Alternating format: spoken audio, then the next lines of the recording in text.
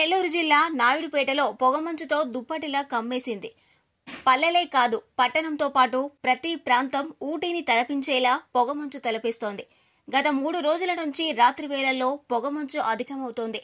బారెడు పొద్దెక్కినా భానుడు ఇంకా మబ్బుల చాటునే దాక్కుంటుండటంతో లైట్ల వెలుతురులోనే వాహనదారులు రహదారులపై రాకపోకలు సాగించాల్సిన పరిస్థితి ఏర్పడింది. దీనికి తోడు చలి ప్రభావం అధికంగా ఉండడంతో ప్రజలు బయటకు రావాలంటేనే వణుకుపోతున్న పరిస్థితి కనిపిస్తోంది. ఉదయం పనులకు వెళ్లే వారికి ఇబ్బందిగా మారుతోంది.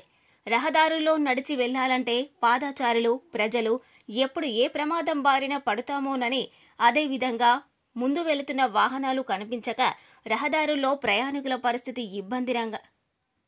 ఇబ్బందికరంగా మారుతోంది.